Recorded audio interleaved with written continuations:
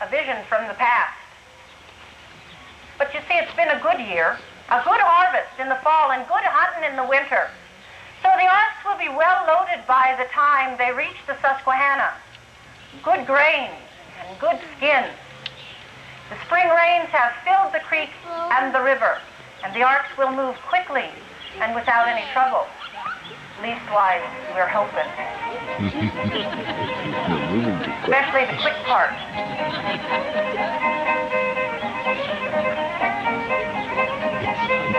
Well, do you hear some fiddle music? Do you hear it? Let it entertain you while we're waiting for the ark to float down. You know, fiddle music has long been a part of our heritage, especially in the rural communities such as ours.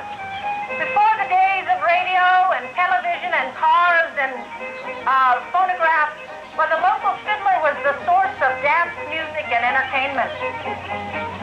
They used to entertain at dances and church picnics and private farm parties.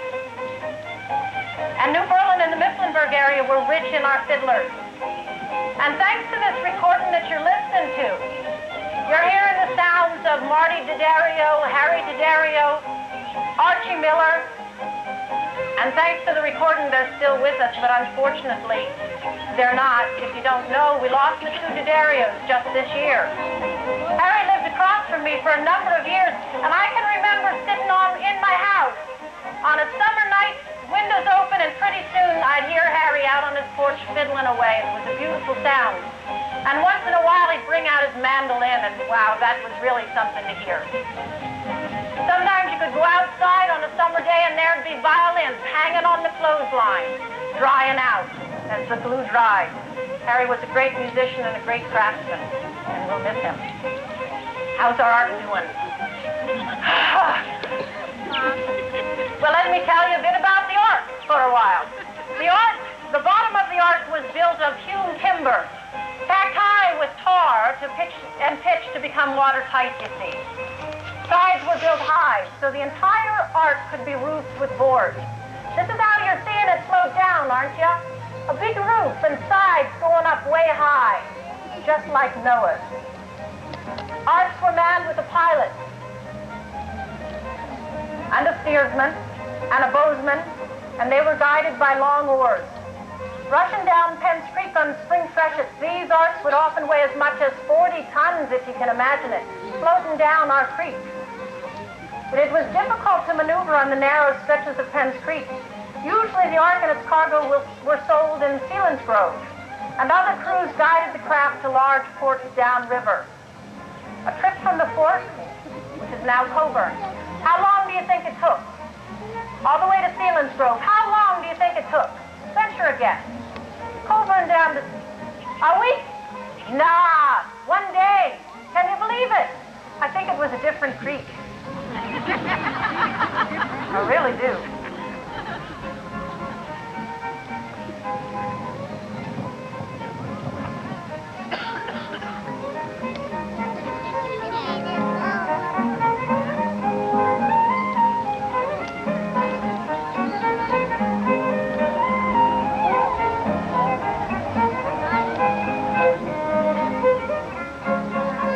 I think that's one of the Spangler boys as the boatsman. Maybe that could be our problem. What do you think? Spangler. And they're all over. Did you ever notice that? They're everywhere.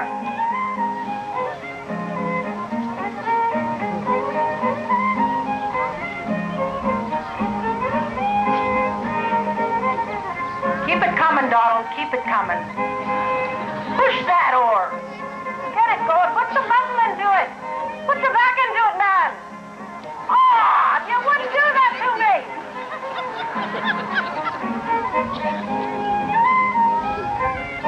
We're both Lutherans, so we can do that to each other, I think.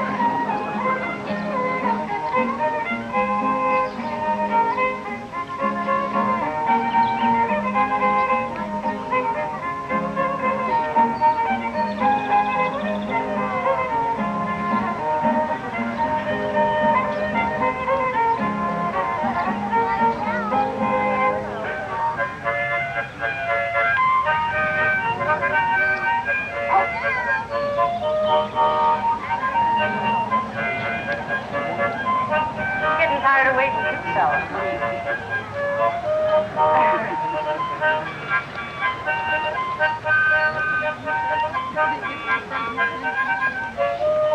Well, once they get down here, we're going to do some loading and load it up.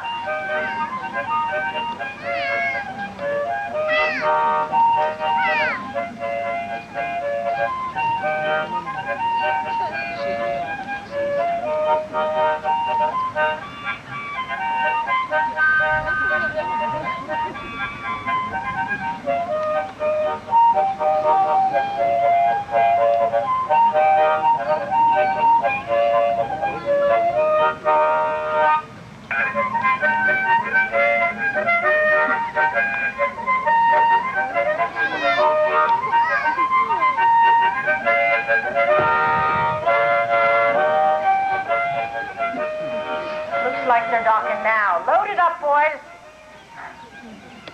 They're going to come up here and hit me.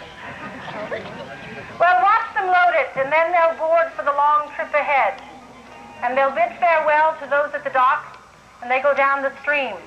And it'll be an even longer walk back. But once they get there, they'll sell the timbers from the ark when all the other goods are sold.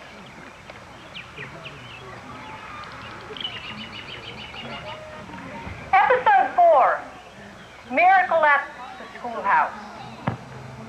Well, about the turn of the century, 18th to 19th, that is, a man by the name of Jacob Albrecht, or Albrecht, if you will,